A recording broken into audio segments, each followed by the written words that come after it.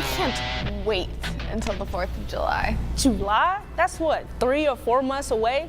What's the big deal? I mean, it's just like fireworks and maybe some barbecue if you go to the right place. The blasphemy of you. Potato salad, barbecue ribs, mac and cheese, hot dogs, hamburgers. The list can go on and on. All of that to just watch fireworks for maybe, what, 15 minutes? You're really going all out for 15 minutes? Excuse me, but it's a part of my culture. Thank you. It's kind of a tradition where I'm from. Sure, whatever. Guess what? Today on The Bridge, we're gonna be talking about cultural appreciation and cultural appropriation. That's right. Hopefully our guests will help us better understand. I'm Jenna, and I go to DeKalb School of the Arts. And I'm Jordan, and I go to MLK. We'll see you guys soon.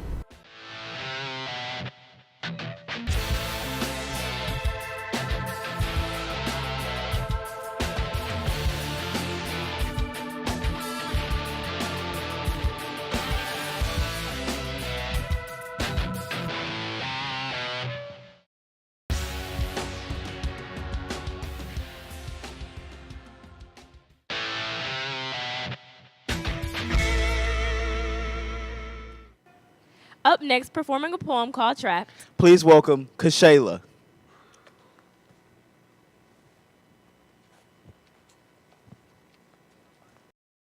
Our bodies are like a cage that our souls are trapped inside, while insecurities hold us hostage, stopping us from being free. Our first question before doing anything is, what would they think of me? Insecurity puts a lock on your cage. Now it's hard to get out, while antisociality comes in and puts another lock on your cage. You find yourself not making friends, staying home and being quiet, while the internet comes in and says, I can help you make friends, sign here. Without reading, you sign. Years and years later, you look at what you have become. You tell the internet you want out, but realize you and your phone are chained.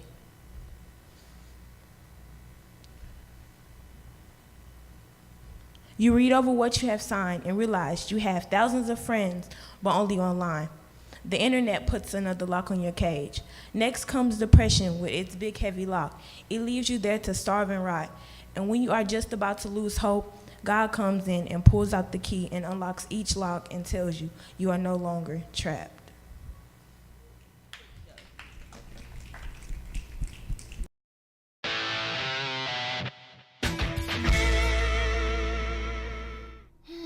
Okay, you future parole beggars and disease-carrying manure bags. Today is our annual Culture Appreciation Day. And you're going to come up in front of your peers to embarrass yourselves while you pretend to talk about the countries you think you know and languages you can only dream of speaking. All the while, I sit back and wonder why I'm here with all of you. Yay for me. I said yay, hooligans. All right, be quiet now. Alexis Anderson, you're up. Today I'll be showing what I learned about Crucian culture. A head wrap is a woman's cloth headscarf that is commonly worn in many parts of southern Africa and in South African church services, and women wear dukus to cover their... Bro, I swear I forgot about this project. What are we gonna do? Me either. I mean, how could we remember? They only gave us, what, 2.5 months to prepare for it? We gotta think of a plan, bro. No, we don't. Don't worry about it. All we have to do is go up there, be our charming selves, wing this baby, and we'll be in the clear. I mean, come on. You think anyone actually prepares for this stuff? That's true. Except for her, of course. Yeah. The only thing worse is that she would just randomly assign us right afterwards to go up, knowing that we're completely unprepared. Yeah, she always does that. You know that. Well, any ideas before we get to zero? Yeah, we could do this rap. I mean, of course we don't know it, but we could just be like the next Faye Wop or Ice Cube or whatever. Just wing it. It'll be perfect. What could possibly go wrong? I guess it's better than getting to zero. True. Let's try it out. Excuse me. Yes. For the sake of time in the argument, I think we and my boy here like to go show you what we got. I don't care. Hey, come on, bro. All right, y'all. What's happening? My name is Matt. This is my boy John, as you know, and we today are about to pronounce the fascinating word, which is Nigeria, for you all. Right, hit that beat. All right. Zebras, quancas, banging on the drums. And these are all the things Africans love. Rivers, banging, dancing by the fire. Something, all of the above. Now go, Kunde Kente, go, Kunde Kente, go, Kunde Kente. Magic gon' get you. Okay. No, we're not doing that. Why not? Please sit down. That was good, right? Sit down, boy. Both of you. Why are you hating on her brilliance, man? You know that was Waste You know that was of time. good. Gave Both you your of life. us. Gave you your life. Disrespecting Yeah. a culture and history. Kunde Kente would have been proud. No, he would have thrown up and gone back to slavery. So for disrespecting and failing to even attempt to learn about Nigeria, We mentioned the you Nile River. get detention for a month until you come back to me with a better project, which you probably won't. So I'm just going to give you till the end of the year. Hey everyone, welcome to Hey You. I'm your host Micah, and this segment is about learning a little bit more about our cast. Now, we've been on TV for a while, and you've mostly seen our cast by just name or their faces. So the purpose of this segment is to let you know a little bit more about our Bridge family, and we want you to be more connected to us in that way. So to get started, can you state your name, what school you go to, and how long you've been doing the Bridge? Well, my name is Kayla Pierre-Lewis, and I go to DeKalb School of the Arts, and I've been doing the Bridge. This is like my 4th season. Your 4th season? Oh, you've been here for a while now. Yeah. So that means you got an important role in making the show and everything. Yeah, I am the funniest producer, so I do like the sketch comedy and stuff like that. Oh, okay. So now, you said you go to DSA. Mm-hmm. That means you trying to do something in acting or stage production. I don't know. I'm not a person like that. I take creative writing there. That's my minor, and my major is drama. And I plan on pursuing that in college, so I plan on double majoring in dramatic writing, creative writing, and drama, and taking jazz studies as my minor. Okay. That you kind of eat on the side that you kind of don't want people to know. I don't really have a guilty pleasure food because I don't feel guilty when I eat food. Like, why would I do that? But I do have like a weird, quirky thing. I like white cheddar Cheez-Its and Kit Kats. Oh, Cheez-Its. Like that together. It's like a fondue. Together? Yeah. It's like a fondue? Yeah, isn't fondue like cheese and chocolate together or something like that? Well, You gotta look that up. it tastes delicious. So. And I see you got your nails done and everything too, Yeah. girl. But what about this? You go to DSA, like I said. What do you think of the schooling system at DSA or just DeKalb in general? Well, I went to a normal school. I went to Tucker High School for my first 2 years. So I left, I started attending DSA my junior year. And I'd say like the schooling system, it's very different. It's a different concentration because Tucker High School is mostly on sports and stuff like that. DSA is mostly on arts. But I do say in general, like DeKalb County is like the schooling system is what you make it. There are a lot of different opportunities, but you got to look for them. Like you can lead a fish to water, you can't make them drink or whatever that saying is. But yeah, I feel like it's just what you make of it. I feel like they're doing a lot of better things and things like that. So I just feel like it's what you make it. Okay, Kayla, thank you so much for your opinion about the school. I promise you they won't come after you because of that. I wish they would. So we got to wrap up the show, and we would love to see you guys next time on Hey You.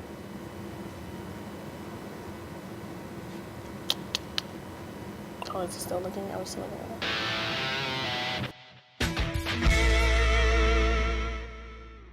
Hey guys, it's Shalom from DeKalb School of the Arts. And I'm Jordan. I go to MLK. And in today's kickback, we'll be talking about the difference between cultural appreciation and cultural appropriation with our special guests, Mrs. Mecca Robinson and Mrs. Joya Williams. Welcome. Hey guys. Hey. Hello. Hi. Hey. All So what do you think is appropriate for culture, and what do you think should be appreciated for culture? So I'll touch on appreciation. I think basically when it comes to appreciation, kind of taking the time to learn about the culture, taking time to respect it, to engage with it. For example, I would say, let's say like for like African American communities, when it comes to like Bantu knots, like stuff like that, being able to know where it came from, the background, the origin of it, and not just, claiming it as your own, and she'll touch on appreciation. Yeah. Well, culturally, I think we need to start defining what culture is and what appropriation is first. You know what I mean? Culture is like, those customs. It's dance, it's fashion, it's certain ideals, it's a belief system, it's religion. Appropriation is theft, basically, of a certain ideal. Right. So, for me, I think there is a big difference, but I think for some of the arguments like on social media about what appropriation is, I feel like some of them are like, it's not really appropriation. Right. Like, there was one about somebody, a white person wearing grills. And I'm like, I do understand that, African Americans, a lot of us wore it, but I don't think that's really all there is to our culture. I mean, I can understand maybe Bantu knots because we find different things to do with our hair, but grills, So I just want to ask this to the pit crew and our guests. I heard a story about a school whose prom committee came up with a theme, and the theme for the prom was Shanghai Nights. The theme of the prom was that's how it was going to be decorated, Shanghai Nights, and it brought up a huge controversy about whether or not that was cultural appropriation. And so, that story prompted me to write an article about it. But I just want to get you guys' view. Do you think that designing a prom after Shanghai is cultural appropriation? I just think that is so ridiculous, and our society just gets so sensitive over stuff like that. I mean, what in the world? How is that offensive? You're making it about a movie. It's not like I'm serious, it's not like you're making the thing Pearl Harbor or something to grade it into a race. I just think we've gotten to a point where we're so sensitive over every little thing that comes to race. We just go on social media and cry about it and say this and say that and petition, when in reality it has nothing to do with us. It will not affect our culture and will not affect our lives. I just think people are at a point where they need something daily to be upset about. Okay, wait. Okay. So the only thing about it is for people to understand, like, I feel that they have to learn what they're talking about. Yeah. So if they don't know what it is, Google it. Like, we have the internet. We could really find out the information. It's not really hard. However, when people just don't know what it is and they're just doing whatever they want with it, that's when it becomes a problem, because they're not paying respect or homage to the origin or where it came from. Right. It was a joke. Just Shanghai is a city, not just a movie. And I feel like if the school researched and did the correct steps, trying to make sure it was culturally appropriate and represented the city well, I feel like it wouldn't be a problem, because we have, a lot of different types of themes for prom. Right. So do you think that, for example, the NFL team, the Redskins, is that appropriation or appreciation? It's disrespect. That's just disrespectful. Disrespectful. Yeah. It's entertainment to me. I don't Lord. really see how Entertainment. that's... Well, because that's a derogatory term. Exactly. So she's saying is the word Redskin, you have to understand the origin of it. You have to understand where it came from. You know what I mean? Right, I understand that. I think sometimes, you have to have these things. Like, it's okay to have that knowledge of it, but having it posted at that prom so that when people walk by, you know what I mean, that's a step forward, you know what I mean, of understanding what that culture is actually about. Because just researching the information and being able to portray that's still appropriation, you know what I mean? Like, the people who literally are walking within that prom, for example, we're still on that subject, they still might not even know what it is. They're just appropriating. You know what I mean? It's theft. I feel as if in today's society, people are just disrespectful with culture. For example, I know one thing, a couple of years ago, I know when I was in middle school, having long nails was seen to be ghetto. Like, the girls with long nails seem to be ghetto, but now I guess in fashion, they say that having long nails like coffin is a popular fashion to have, but when other cultures saw African American women have long nails, they used to say it was ghetto and they weren't educated women. But now, like, I feel that with time, where is it okay for how they view one set of people from another in a fashion? I have a follow-up though for you. Why should you even care what they think? Well, it's a difference because if what they think it affects how they view you and how they respect you and the opportunities you're given, then it does matter because it's affecting your money, it's affecting the opportunities that are laid out for you. It's a difference. So I have a question. So do you think that in entertainment and like the celebrity world, if Beyonce can wear long nails with what is like the hole she has in her nails now, and then we start doing it, are we going to be accepted because Beyonce did it now?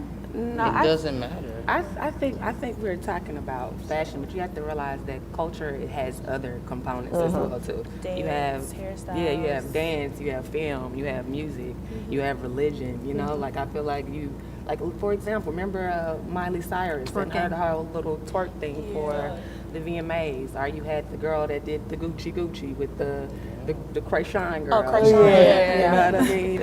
Then you have people that are higher up. You had Kate Perry who did the Japanese style for like the VMA. It's certain other things, and there's other things that you got to bring into the conversation too. It's not just about fashion. Yes. People are offended by things all across the board, you know? Right. So when you grow up in a certain culture and you have like a curious kind of mind, you like to explore different things. So if I grew up in my American culture and I see that Chinese culture is kind of cool, and sometimes I want to explore that, you know, maybe wear a kimono or That's something, Pharrell. you know? Yeah. Pharrell Williams. So you're right. So would that be, to what extent would that be considered cultural appropriation?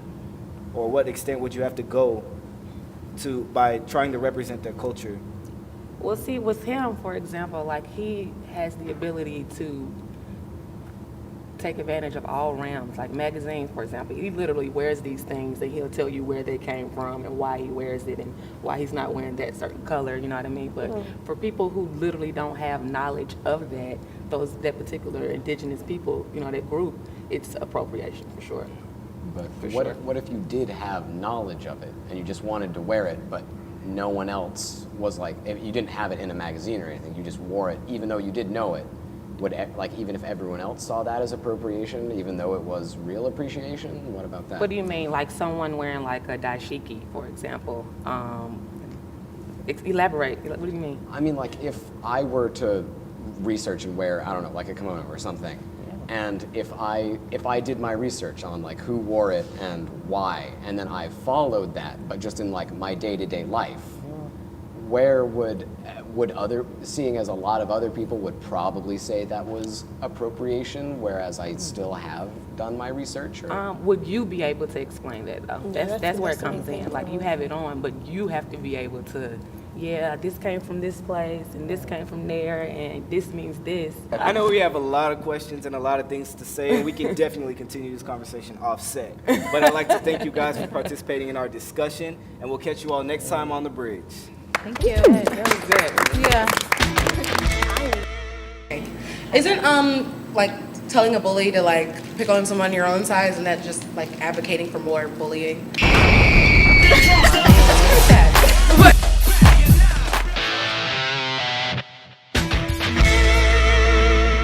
Now, ladies and gentlemen, this morning I went on my morning constitutional through the parks of Piedmont. Now, I then saw on this journey of mine a small dog. Now, believe me, this dog was adorable, but I do not believe it needed to be wearing a sweater, have pink nails, or have bows in its hair. I believe that this is simply scandalous. Why are we treating our young canine friends man's best friends, not man's best dolls? We are not 3 years old here to play with our little companions. They are living, breathing things, and thus should not look like we just, oh, here, have a bow, oh, you're so cute. No, this is unacceptable. But as long as you don't walk these dogs on my lawn, that is good.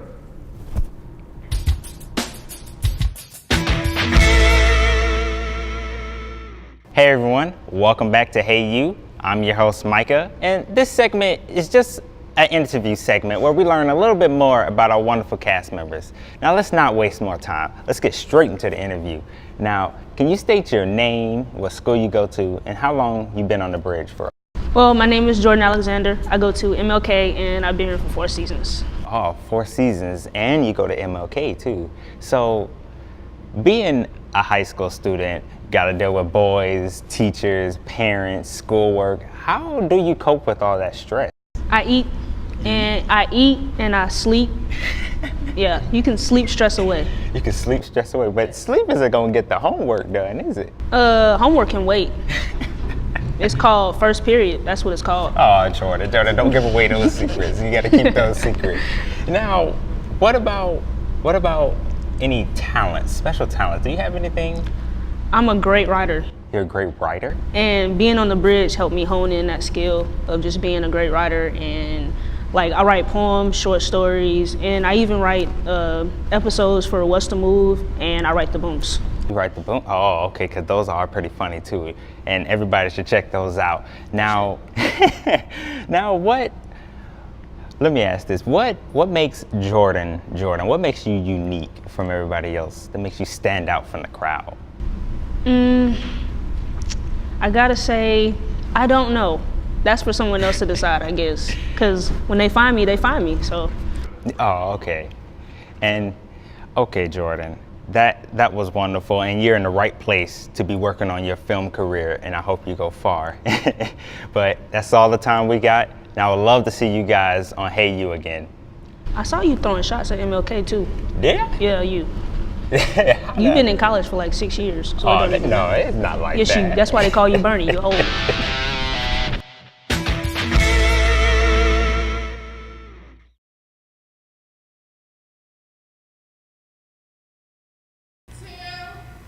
Up next, performing a poem called Going With What Was. Please welcome to the stage, Ken Warner.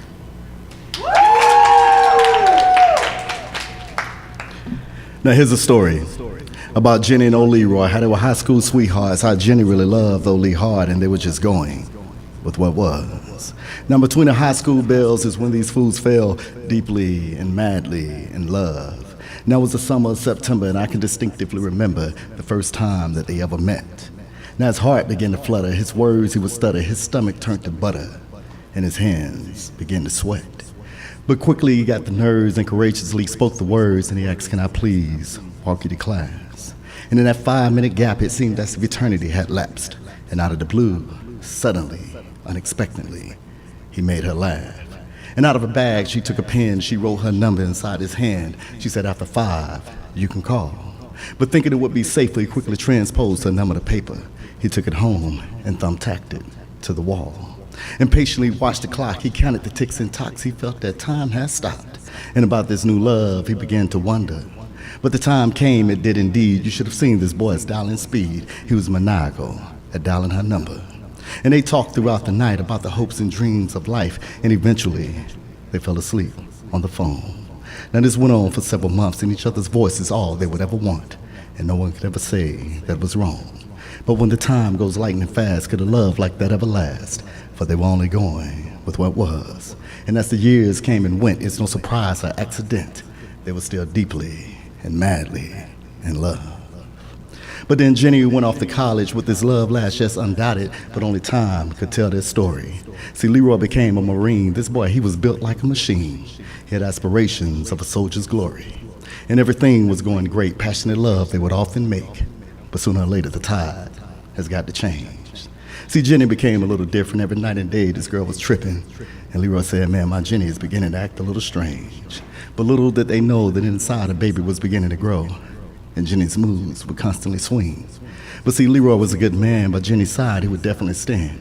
And her changing ways didn't mean a thing.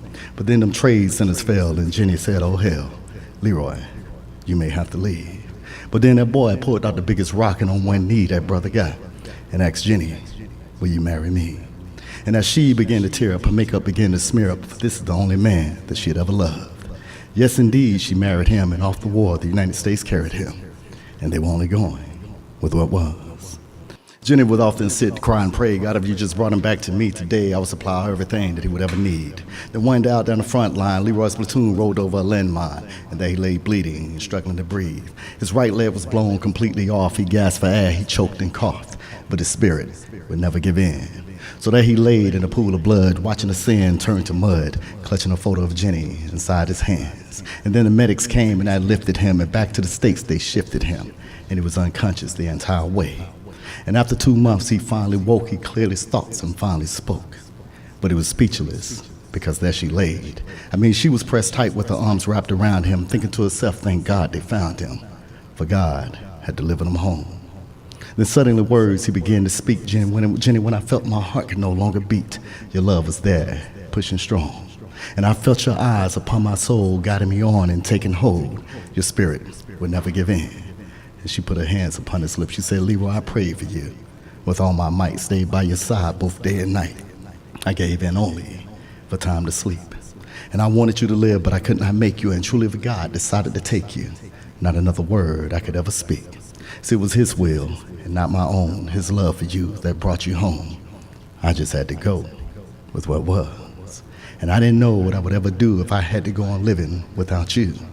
But I had to go with what was. It was when I let go and I let God, you woke up and you beat the odds. I just had to go with what was. See, Leroy, I found it kind of funny how God takes us. He blesses us and then he breaks us. And he shows us truly what is love. And sometimes, baby, you just got to go with what was. Thank you. Yes. So, how long did it take you to write that poem? Going with what was only took about 35 minutes to write. Really? Yeah. And that's the beautiful thing about poetry. Sometimes a piece can take you months to write, but sometimes the mood hits you and it just flows. Okay, how long have you been writing poems? I've been writing all my life. At 8 years old, I was rewriting songs and rewriting raps and making up my own lyrics to songs. So, as far as writing, I've been writing just about since I can remember. Well, thanks again for that great performance. Thank you all for having me.